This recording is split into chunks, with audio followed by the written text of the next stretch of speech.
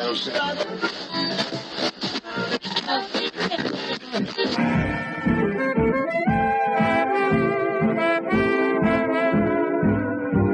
is the Relic Radio Show, old-time radio entertainment still standing the test of time, from relicradio.com.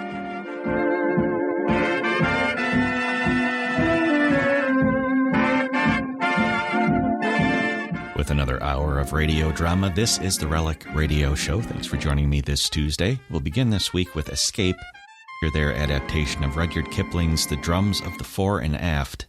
That episode aired July 14th, 1949. After that, it's Grand Central Station and their story from June 1st, 1946, titled The Man I'll Never See. Suspense, which is usually heard at this hour on Thursday nights, is taking its customary summer holiday. Suspense returns to the air 7 weeks from tonight on Thursday, September 1st.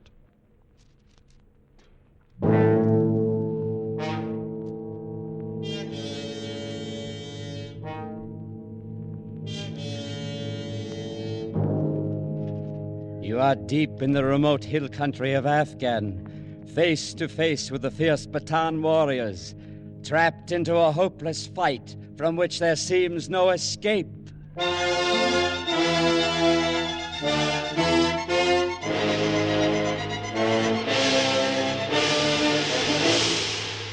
We offer you Escape, designed to free you from the four walls of today for a half hour of high adventure.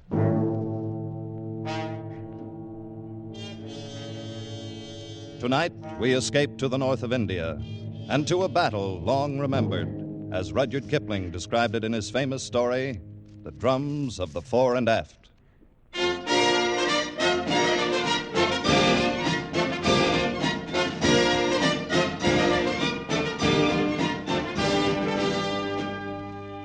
When I came out from England to serve as a news correspondent with the British troops on the northwest frontier of India, I was attached to a regiment known as the Fore and Fit, Princess Hohenzollerns' own Royal Light Infantry. Fore and Fit. But now, behind their backs, men call them the Fore and Aft.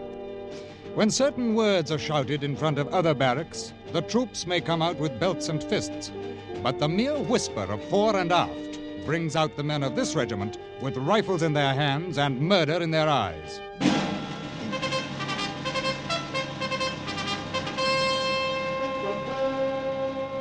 I think perhaps the story of how the Fore and Aft got its name may be really more the story of Jakin and Piggy Lou, two of the toughest and most lovable little monsters who ever banged a drum or tooted a fife in a military band.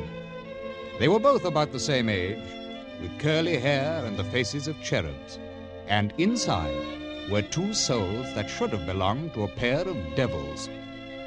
I must have seen them before, of course, but the first occasion I can recall was at an informal court the colonel was holding in the orderly room one morning. Piggy and Jakin were there, and they were in trouble, as usual. All right, Sergeant. Read the charges. Yes, sir. The charge is made by one Smithers, a civilian, that while walking back of the bazaar at 6 p.m. last evening, he was set upon without provocation by two drummers from the regimental band known as Jakin and Peggy Lou, and by them was beaten into near insensibility. Well, go on, Sergeant. Mr. Smithers states further that he was struck down by the two defendants and while lying on the ground was kicked repeatedly in the face and ribs, escaping with his life only through the timely arrival of a detachment of the guard. That's all, sir. Well, what about it? Jakin? Piggy? Is this the truth? Oh, yes, sir. We gave him what for, all right? That will do, Piggy. Yes, sir. All right, Sergeant. Turn them over to the bandmaster and have him tan their hides. Yes, sir.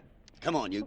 Wait a minute. Begging your pardon, sir, but can't we say nothing in our own defence? Oh, what if a bloomin' civilian said he'd report you for having a bit of a barney with a friend? Suppose he tried to get money out of you, sir, and then he... That will do, Piggy. You were fighting. Well, only between ourselves, sir. That doesn't count. We can't have no blinking civilians interfering with the business of Her Majesty's regiment. All right. We forget the birching. But you're both confined to quarters for 3 days. Oh, but, sir... All right. Dismissed. And throw away that pipe when you get outside, Piggy. You're too young to be smoking. Yes, sir. Come on.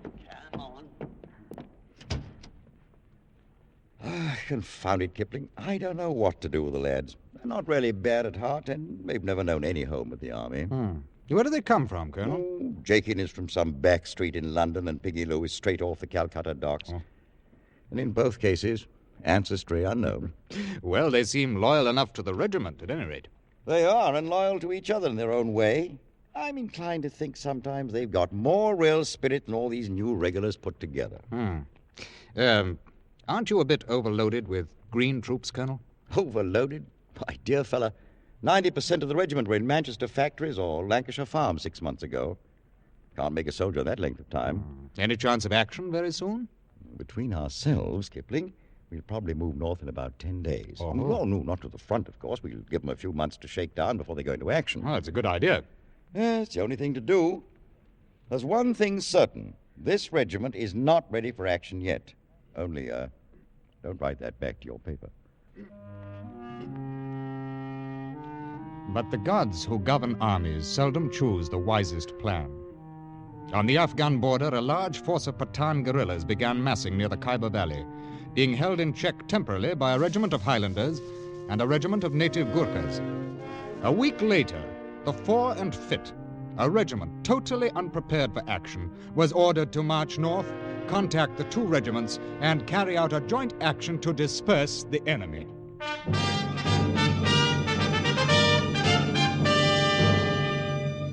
Parade ground and barracks began to hum with preparations for the coming campaign. Privates walked with a new swagger, and the young officers nearly shot one another at pistol practice.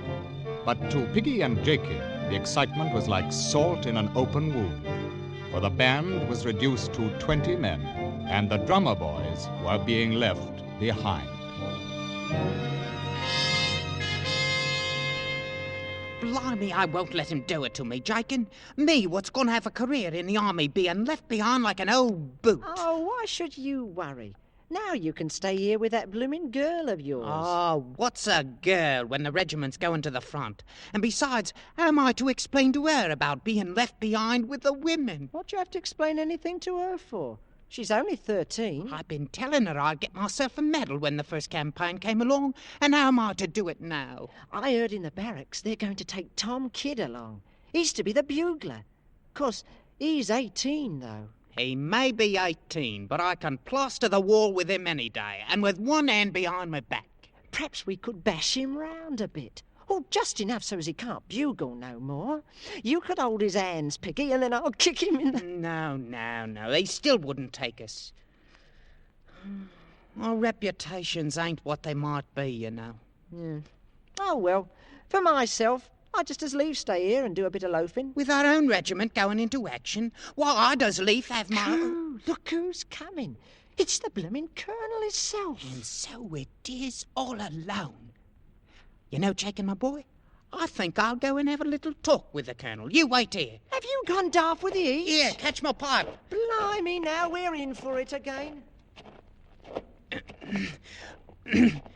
Begging the Colonel's pardon, sir. What's that? Well, Piggy, the drum's in revolt. Oh, no, sir. I'd like the pleasure of a word with you, sir. All right. Go ahead and have it. Well, sir, if you thought the world and all of your regiment, and it was going off to active service without you, sir, then how'd you feel?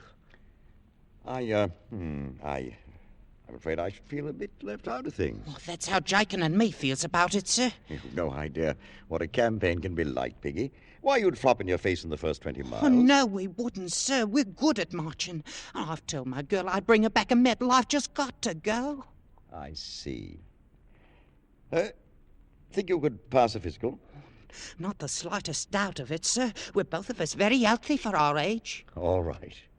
I suppose it's unheard of for a regiment on the border to take drummers along on active service. But if you can pass the medical officer, you can both go along. Oh, blimey! We're going to the front! Oh, thank you, sir. Jakin!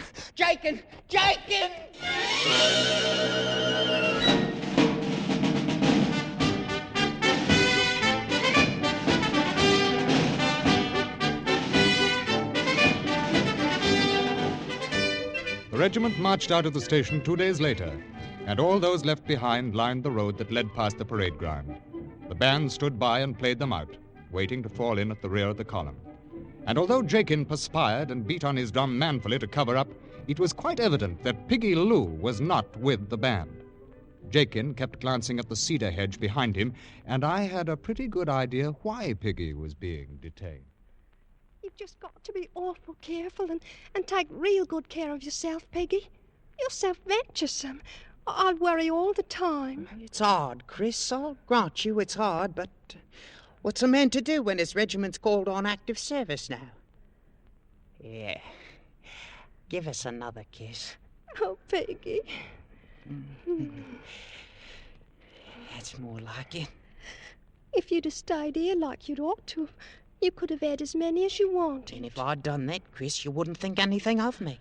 Like as not, but, well, at least I'd have had you with me, Piggy.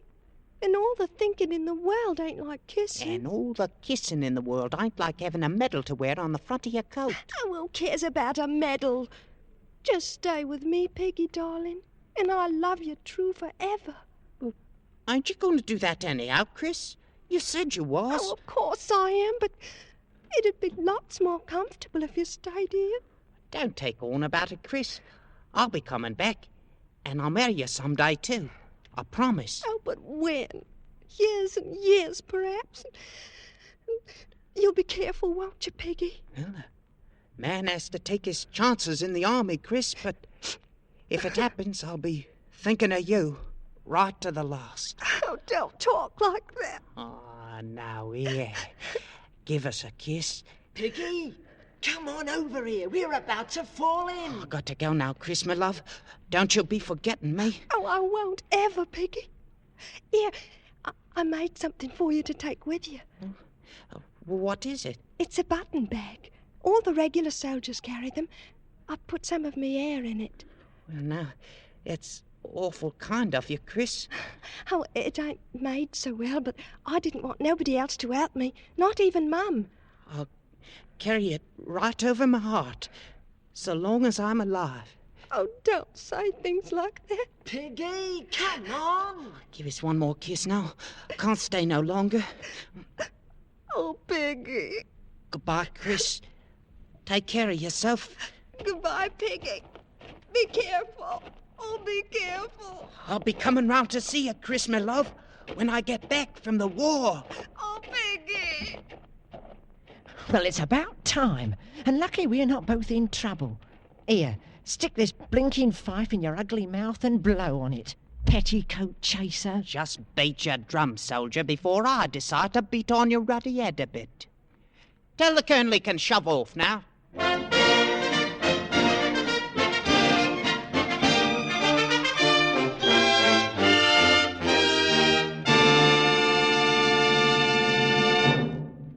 A great hour on CBS Friday night is This is Broadway. Rising stars bring you their top acts and their problems for the future to Clifton Fadiman, Abe Burrows, and George S. Kaufman, three show business experts ready with advice. Be sure to hear This is Broadway tomorrow night and every Friday night on most of these same CBS stations. And now, we return to the second act of Escape, and tonight's story, Drums of the Fore and Aft.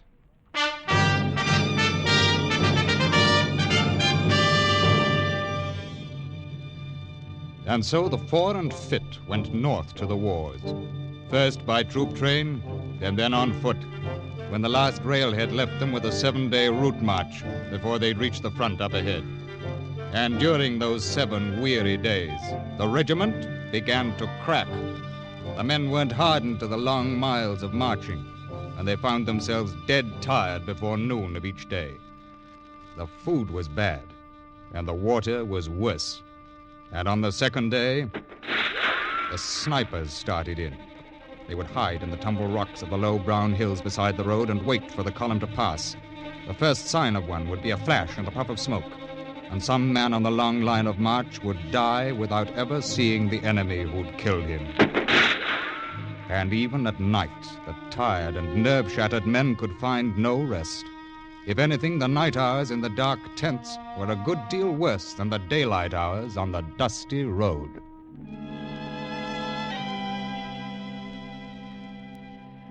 Oh, shut up, Piggy. I've got to get myself some sleep. As if I ain't marched just as far as you have. Oh, my feet's fair killing me. Well, it serves you bloody well right for getting us into this. We could be back in the barracks now, living on the fat of the land. And halfway to becoming musicians, like as not. In which case, I'd be sleeping in a regular bed and having some decent grub to eat for once. I'm afraid you're not the army type, Jakin. Perhaps I shouldn't have talked my friend, the Colonel, into letting you come... Shut up in there! Inside that tent before I come in and take a belt to you. Yes, sir. Yeah, you don't have to go calling a blinking sergeant, sir. There ain't no harm in it. What's that? That's the left wing. Stay in your tent! Piggy, that's another one of our sentries got yourself killed out there. Them Pathan beggars can sneak up in the dark without making a sound. Then they take their bloody long knives and slice a man open as neat as you please. Hold your fire till you see what you're shooting at. I wonder what they look like, Piggy, these here Pathans. What's it matter when we can't even carry rifles? I ask you now, Jakin, look at this in my hand. How's a man to get himself a medal when all he's got for a weapon is a bloomin' fife?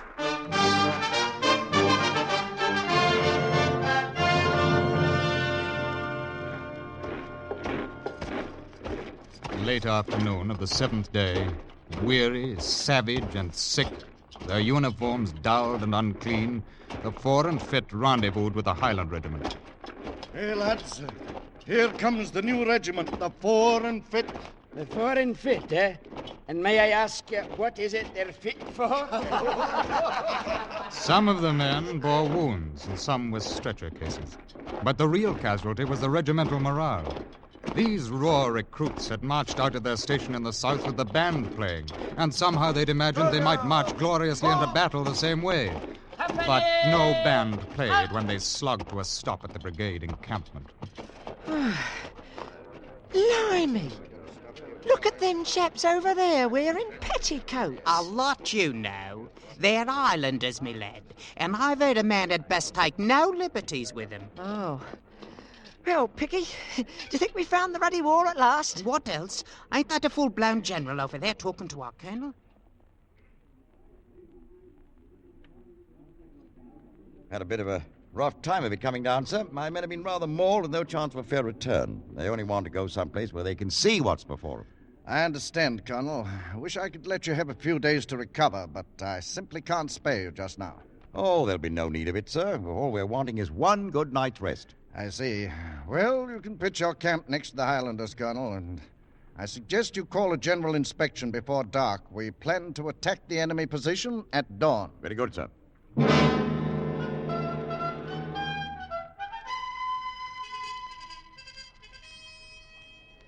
So, it's active service you wanted, Piggy, eh? And how much longer do you think they're going to keep us standing here with the bloody daylight barely coming over the hills? Just take a look at them Pathans out there on the plain. Must be 8 of them to one of us, right down the line. It makes it that much easier to get a medal. Now, how do you hope to get a medal? Maybe you're going to blow their bloody eardrums in with your little fife. More like it. We'll not even have a chance to see how the beggars look. The band, as you might have heard, is going to wheel and retire when we reach them rocks out there, while the regular soldiers go in and attack the enemy. Which, I might say, is exactly the way I'd plan it myself. I got no fondness for being sliced up like a leg of lamb. Ah, you got no spirit, Jakin. Them as want spirit can have it. As for me, I... Here we go, Piggy. Right, you are, Jakin. Ready now. The two, either right, quick, march!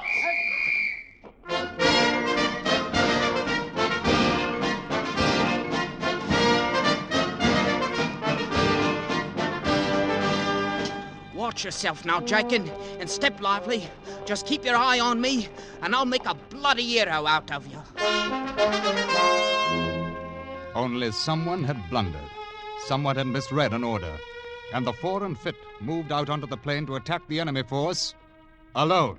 The Fore and Fit's moving out. At the clump of rock, the band wheeled and halted and continued to play, while the ranks opened to form a skirmish line and moved slowly ahead. Hold steady, laddies. We have no orders to move out, and therefore we'll stand fast anew. If the Fore and Fit wishes to fight like hogs, then they'll fight At 500 yards range from the enemy line, the regiment began firing at will. At will and wildly. In a few minutes, they'd thrown away half of their ammunition and blinded themselves with their own smoke. And farther out on the plain, the Afghan army stood quietly, firing occasional well-aimed bullets into the milling herd of green troops. Brainless fools, they're bunching like a herd Suddenly, of sheep. from the main body of the Afghan troops, a small band of about 50 Pathan warriors charged forward and fell upon the startled Englishmen. These were the Ghazis, the suicide squad, always thrown out ahead of the Afghan army before any main test of strength. Swinging their long, heavy knives, they struck the close-packed British line. In the name of heaven, don't they extend into open order? They'll be The Fore and Fit wavered, reeling away from the vicious slashes of the murderous bone-handled knives, rallied for an instant and held, then broke, turned tail, and ran.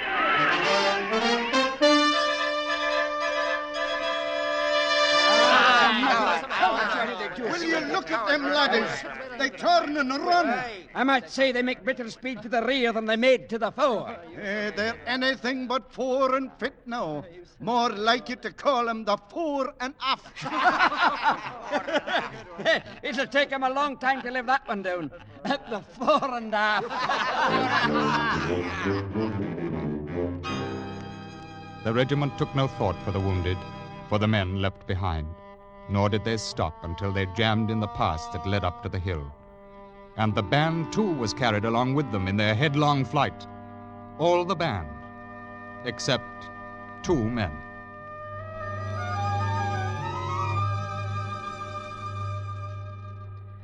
Piggy, you think them bloody Pathan beggars can see us hiding here in the rocks? Oh, of course not. Well, I hope you're right. Bloomin' cowards, running away. Now, weren't that a fine way for a British regiment to act? Had we done the same thing, we'd not be left behind here the way we are. Now, what's got into you? You're comfortable, ain't you? I may be comfortable, but I ain't easy in me mind. Ah, put a sock in it. Hey, look, somebody's dropped the canteen here. Maybe it's got rum in it. Well, now, how can you hope to tell by shaking it? Here now, keep your dirty hands off it. I'll do the trying it out.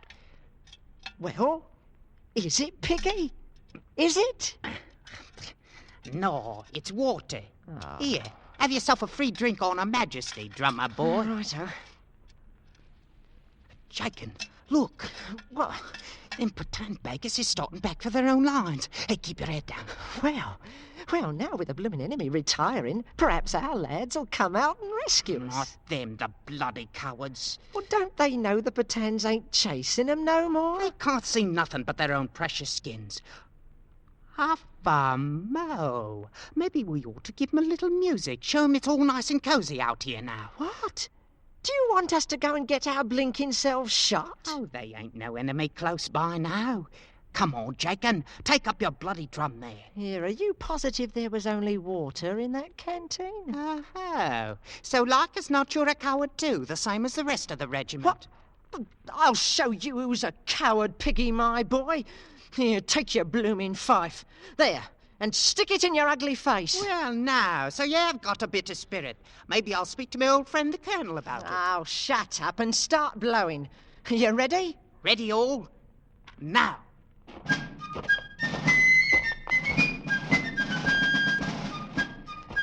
Where is it we're going to march to, Piggy? Back and forth a time or two in full sight. Then we'll wait in the rocks for the battle to start. Are they watching us?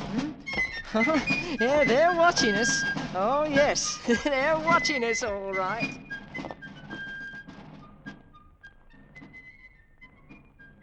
Time held still, and even the Afghan snipers forgot their weapons, while 2 armies watched the tiny, red-coated figures marching back and forth on the battlefield alone.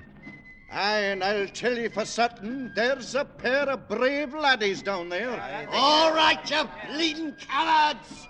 Look at them out there! Are them 2 children the only brave men in the regiment? The men of the fore and aft lifted their heads, fingered their rifles, and stared without moving. And out there on the silent plain, back and forth marched Jakin and Piggy.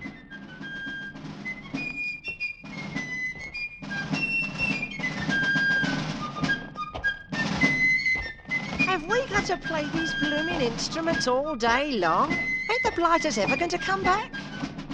Shut up, Jake, and keep playing. Well, all I might say is I shouldn't have ever let you talk me into this. I ain't cut out for active service anyway. I should bloody well feel more comfortable if I was back in the barracks. I was back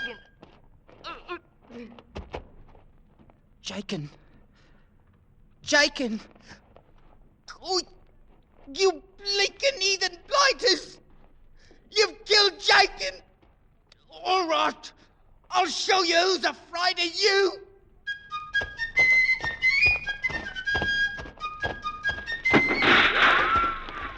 Go. Come on, you bloomin' cowards!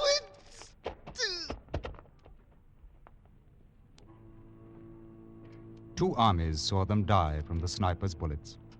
2 armies, and the men of the fore and aft. All right, men of the regiment. What now? Those 2 at least were brave enough to know how to die. Pigs! Bayonets! This time we attack, and there'll be no turning back! Look at them, laddies. The fore and aft, they're going back to fight. Aye, look at them run.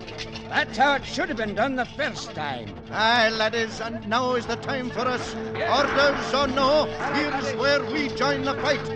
Company, prepare to charge! Charge!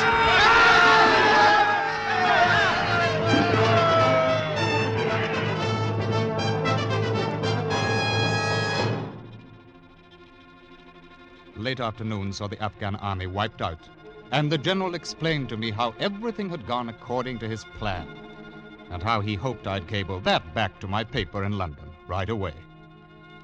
I turned and left him then, and walked across the silent battlefield, walked out among the silent dead.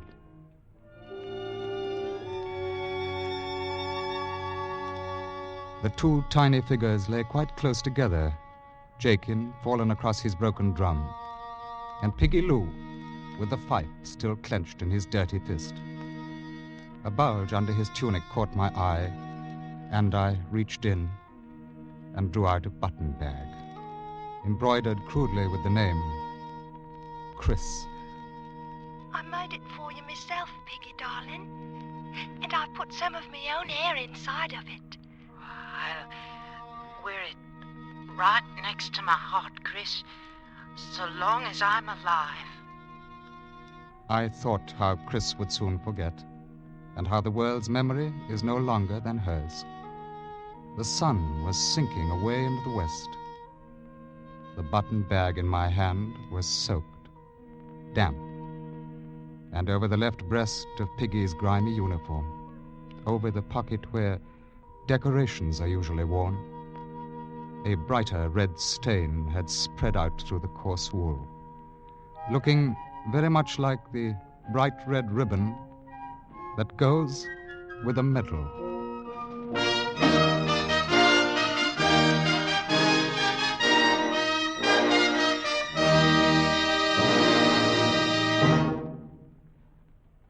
Escape is produced and directed by Norman MacDonald. Tonight we have presented Drums of the Fore and Aft by Rudyard Kipling, adapted for radio by Les Crutchfield. Featured in the cast were Ben Wright as Rudyard Kipling, Hugh Thomas as Piggy Lou, and Terry Kilburn as Jakin, with Colleen Collins, Ramsey Hill, Alec Harford, Wilms Herbert, and Tudor Owen. Special music arranged and conducted by Wilbur Hatch.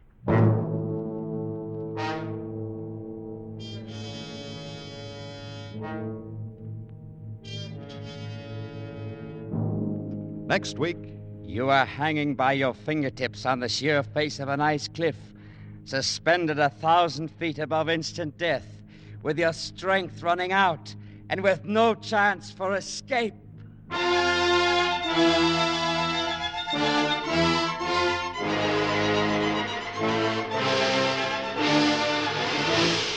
Next week, we bring you an adventure tale, Action by C.E. Montague. Be sure to tune in at this same time next week when once again we offer you Escape.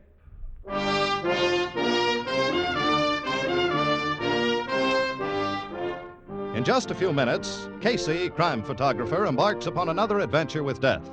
Tonight's adventure is called Crazy Like a Fox. Join crime photographer on most of these same CBS stations. Tip Corning speaking. This is CBS, the Columbia Broadcasting System.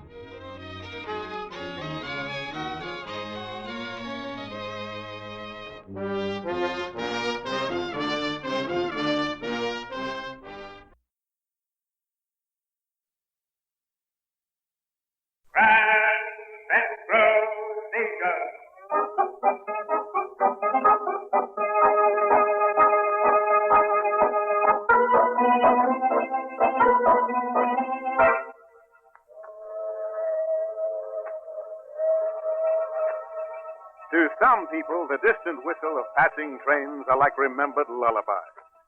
But to Gordon Gray, turning and twisting on his bed, those whistles are a maddening reminder that time is passing all too slowly, and that he is still unable to fall asleep. In the dark, his fingers grope for a cigarette. He strikes a match. Then, with an exclamation of disgust, he puts the thing down. There's no flavor. No flavor in living this way. Fear and dread. Waiting. Just waiting. At the very next whistle, his tortured nerves give way. Aunt Sally! Aunt Sally! Aunt Sally! Gordon, darling, what's the matter? Please, turn on the light. Aunt Sally, I can't stay in this bed any longer. I'm not tired or sleepy. I want to get out of this room, out of the house, even for a little while. But, Gordon, it's past midnight. In the morning, we'll go out for a nice long walk. No, I want to go out now. You don't know what it's like. Being helpless like this. I know, Gordon, but soon it'll all be over. After your operation. After the operation. Aunt Sally, I don't want to talk about it anymore. Then we won't talk about it, dear. Now, try to go to sleep, won't you? Good night. I said good night, Gordon. Good night, Aunt Sally. That's better. I've turned off the light. She left the room, and I listened in the dark for the rustling of the trees outside my window. The only sound was an endless freight train. And as it faded toward New York, I thought I could almost hear the molecules dancing in the lifeless air. But then, sounds become all too vivid to the ears of a man who is blind. I lay there in the dark, my ear resting on my wristwatch, listening to the minutes tick away. Fast galloping seconds, but long, dark minutes. I waited till I thought Aunt Sally and Uncle Henry were asleep. Then, when the house was still, I got out of bed, dressed, and quietly sneaked out of the house. As soon as I reached the sidewalk, I began counting my footsteps as I walked, so that I could find my way back to the house.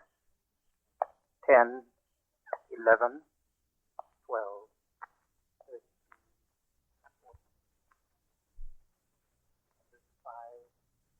206, 207, 8. I had reached the corner and turned back for the house. When I had again measured off my 208 steps, I moved up the walk leading to the front porch and into the house. I started up the steps to my bedroom, and then I heard... You'd better go, Kate. Darling, I said you'd better go. Stop playing that piano. It's late. You still like this song. I even liked you once. Now, please get out of my apartment and out of my life. You have all you want from me. It's time you lived up to your part of our bargain. Bargain? Did we have a bargain, darling? You promised to leave town as soon as I gave you the money. Oh, you mean this $5,000? Well, now, surely you don't call that money. Not a man with your bank account. You promised.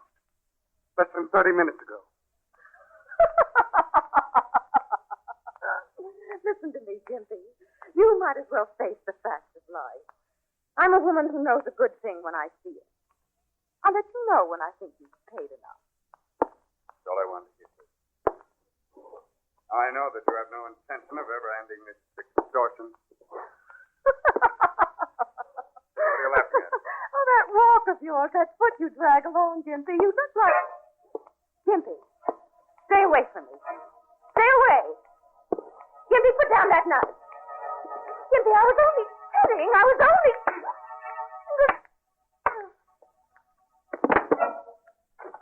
Don't do it. Don't kill her. Stay where you are, my friend. You're too late. Yes. You have eyes. Whoever you are, you've seen too much. There's nothing against you, but for obvious reasons. Go ahead. You're a very brave man. You've killed a woman. So I can't expect any consideration merely because I'm blind. Blind? Look at my eyes. If you don't believe. You are blind. How'd you get into this house? I don't know. I was out walking and I lost my way. For once, you're blind. Blessing. Stay where you are. What are you going to do? Find out soon enough. Here they are. Swallow this capsule. What is it? Poison? Swallow it and don't ask questions. No, I won't. Which do you prefer, the capsule or the knife? Give me the capsule. Better. Here's the water. I'm sure you'll find the pill very helpful in soothing your nerves.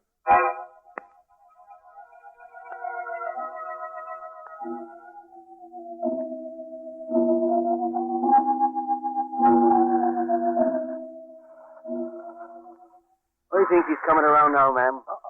How's about putting some more ice on his head? I hope it's all right, officer. I'll try it. Oh. Gordon. Gordon, can you hear me? Sally? Don't try to get up here. You're to stay in bed. Doctor's orders. That's right, young man. Better listen to your aunt. Who are you? I've never heard your voice before. He's a police officer, Gordon. A policeman? But I don't understand. How did I get here in my room? It couldn't have been a dream. Well, could have been. I found you in the empty lot just down the block, sleeping like a babe you were. And it wasn't a dream. Officer, I got into the wrong house by mistake. There was a murder. A man called Gimpy killed a woman named Kate. Gordon, what are you talking about? She was blackmailing him, so he killed her. I saw it. I was just outside the room when it happened. Now, Gordon, why let yourself get all excited? You just had a bad dream. It wasn't a dream. Listen to me. There was a murder, and I was there. I was there, and I saw it. The next day, when Aunt Sally took me for a walk in the park, she told me that the police had investigated and found nothing. Maybe the whole thing had been a dream. But in my ear, I could still hear the sound of Gimpy's dragging foot. Tired, Gordon? Well, not a bit, Aunt Sally. I'm glad you're looking much better. I think the sunshine will do you a world of good. It's been so long since I saw the sun, I've almost forgotten what it looks like. I talked to Dr. Edwards this morning. He's confident the operation will be a success. Well, I hope so. Oh, here's a bench, Gordon. Now, you sit here till I get back. I'm going to do my shopping for supper. All right. You won't be gone long, will you? Only 45 minutes or an hour at most. Now, remember, wait here. Goodbye, Gordon. I'll be here, Aunt Sally. Bye. I leaned back on the park bench. Somewhere children were playing happily. I heard old man Moran and his carriage go by. The sun was warm and restful. A little too restful. I dozed off. How long I was asleep, I don't know. But as I half wakened, a strange thing happened. I shivered. I was sitting in the hot afternoon sun, yet I shivered. With that strange razor-edged sixth sense a blind man has, I knew that someone was watching me. Aunt Sally. Aunt Sally, is that you? At that first twisted sound, I knew who was watching me. It was Gimpy. He was coming toward me. For a split second, I forgot that I was blind. Without thinking, I ran. The winding path was too much for me. I felt my foot hook under the wire of a low fence bordering the path. My body plunged forward, and I sprawled headlong on the grass. I heard him coming nearer and nearer. I couldn't move. There was only one thing to do. Help! Somebody help! Help! Help! Aunt Sally! Aunt Sally! Did you see him? See who? The killer. The man with the lame foot. He was here. Gordon, there's no one here except some children. Then take me home, Aunt Sally. Quick. I don't want him watching me. For the next 2 weeks, I stayed in the house. Aunt Sally begged me to go out for a walk in the sun, but I wasn't going to budge until it was time to go to the hospital for my operation. I knew that someday I'd see again. If only I got to the operating table alive. As I imagine Nolan's life from what I've seen and heard of it, he must have been After that, Aunt Sally took the reading to me every night after supper. Shakespeare, the Bible, Time magazine, short stories. Sometimes she'd finish a whole book before I'd fall asleep. Told me once with a grave smile that... Aunt Sally. Yes, Gordon. Had enough for tonight? Aunt Sally. Do you hear it? Hear what? I don't hear anything, dear. You must hear him. You must. Look out of the window. He's walking by the house. Gordon, stop it. I tell you, I don't hear anything, and neither do you. I do. I hear him. I'm going to call the doctor. Aunt Sally, don't leave me. Hello, operator. Can you Riverdale 29? Maybe she hadn't heard Gimpy. A blind man's ears can hear things other folks can't. By now, his dragging footstep was gone. But the warning it had sent through the open window of my room stayed with me. Somewhere outside, he was waiting for me, with the patience of a cat waiting for a mouse. Yes, I want to speak to Dr. Edwards, please. What? Oh, but that's impossible. He was to operate on my nephew day after tomorrow. Well, when did it... Oh, I'm terribly sorry. But what about the operation? Oh, I see. But you are sure he's competent? Well, Dr. Edwards had examined Gordon several times, so he knew exactly what had to be done. I understand. Yes, he'll be there. Goodbye. Aunt Sally, what's the matter? Bad news, Gordon. Dr. Edwards died late this afternoon. Died? How? A heart attack. A heart attack? Are they sure? Whatever made you say a thing like that? Sometimes it might look like a heart attack and be something else. Something else? What are you getting at, Gordon? Nothing at all, Aunt Sally. What about the operation? That will go as scheduled. Dr. Edwards' practice will be taken over by another eye surgeon, a friend of his. But this new man doesn't know about my case. He doesn't know whether... He will, Gordon. He'll study all his history from Dr. Edwards' files. And see if you can get some sleep. You need it with the operation only 2 days away. The evening before the operation, Aunt Sally took me to the hospital. And the nurse was making out a report on my physical condition. Temperature, I was glad it wasn't a report on my mental state. Well, that's all for now, Mr. Gray. I've got to turn this report in to Dr. Johnson. Is there anything I can get for you before I go? No, nurse. Nothing. Well, if there should be, there's a call bell hanging right on the head of your bed. Here it is. Feel it? Oh, yes, thank you. Nurse. Yes? Is Dr. Johnson here in the hospital now? Why, I don't know. I haven't seen him this evening. But maybe he won't be here tomorrow. Maybe you'd better call him right now. I want to make sure he's all right. You're just nervous about the operation. I can see that. No. There's nothing the matter with Dr. Johnson. I hope you're right. Well, I'll have to go now. We're very short of nurses. Now, remember, just push the button if you want anything.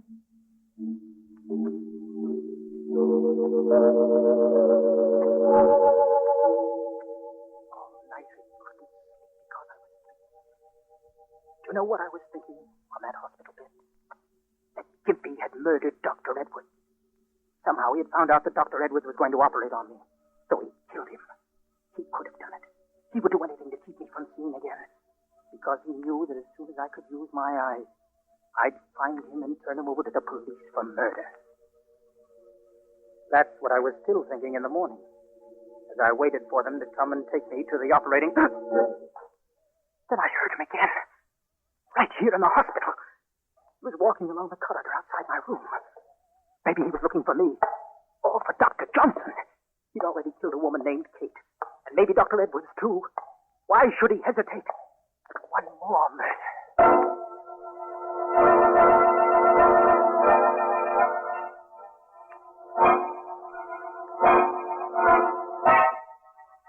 As Gimpy's dragging footstep died away, I tried to call for someone. My voice was frozen in my throat. The call bell on the head of my bed. I groped for it and pressed it. Nothing happened. waited. I changed my mind about telling what I had heard. They wouldn't believe me. And there was always the possibility that they'd postpone the operation because of my disturbed state of mind. I couldn't let that happen. I'd waited too long for this day. I wanted to have it over to... See, the call light over your door is on. What can I do for you? I was just wondering, nurse. Do you think you could get me a cup of coffee? I'm afraid not. No stimulants this morning. As a matter of fact, I've got something here for your nerves. Nurse, did you see Dr. Johnson? No, but he's here somewhere in the hospital. Oh, good. Now, look, Mr. Gray, there's nothing to worry about. Dr. Johnson is a very competent eye surgeon, one of the best. When do I go up? It won't be long now. Drink your medicine. Oh, what'd you say it is? Just something to settle your nerves. Drink it down. That's it. All of it. Oof. Must be wonderful medicine. It tastes so terrible. Here, let me fix your pillow. Oh, thanks. There. Comfortable? Oh, fine, thanks. This is very comfortable.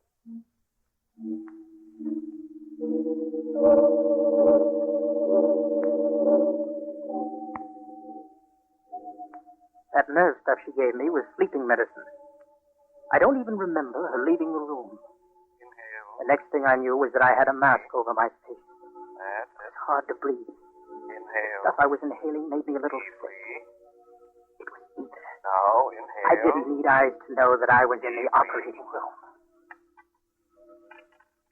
Everything ready? Yes, but Dr. Johnson will want to check when he comes in. Where is he now? In the dressing room. He ought to be here in a moment. Isn't this the case Dr. Edwards was supposed to handle? Yes. Too bad he had to die so young. He was a great eye surgeon. But then I have no... Here comes Dr. Johnson. Dr. Johnson was here. What a relief. A great weight was lifted from my heart. But only for a moment. Because through the fog of my half-dead mind, I heard the dragging footstep of the man who was going to operate on my eyes. We will proceed with the operation. I wanted to cry for help and run from the room. But I was too far under the heat. It frightened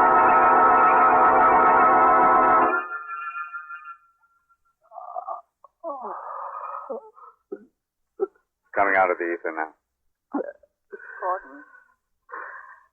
Gordon, dear. Gordon, listen. It's all over. Do you hear me? The operation is finished. You're all right. Sally. Is that you? Yes, Gordon. And you're back in your room. The operation is over. How do you feel? My head hurts a little. What have I got on my face? Bandages. They'll have to stay on for a week or 10 days. After that... Could I have been dreaming? What? Where is Dr. Johnson? I'm here, my friend. Then it wasn't a dream. Empty. I do not like to be called that. I suppose you think you've gotten away with something. You've made it impossible for me to ever to see again. Well, that won't help you a single bit. I'll still get you if it's the last thing I ever... Dr. Johnson said you would be all right. All right. They'll take the bandages off in a week or 10 days.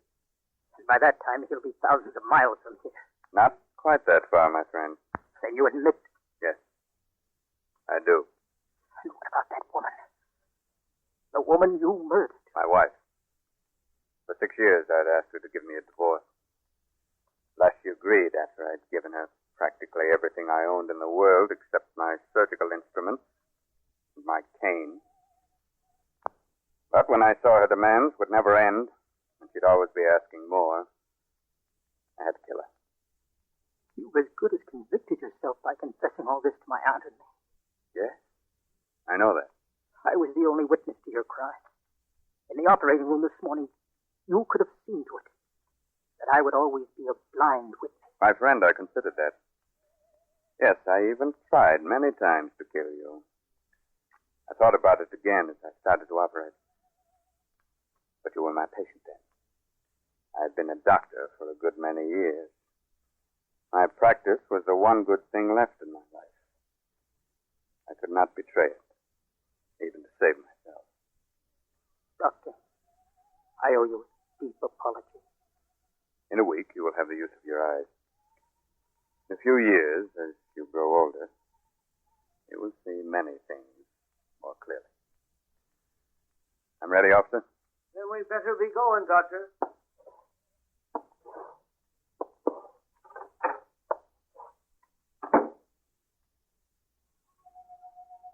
Seven days later, they took off the bandages, and gradually the world came back into focus.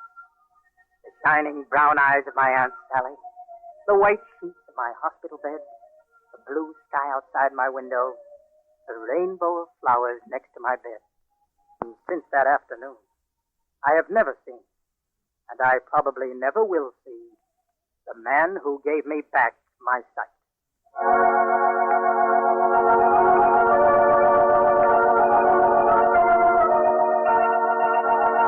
Today's Grand Central Station drama, The Man I'll Never See, was written by Sanford Pleasant and starred Donald Bucher as Gordon Gray, with Evelyn Varden as Aunt Sally and Raymond Edward Johnson as Dr. Johnson.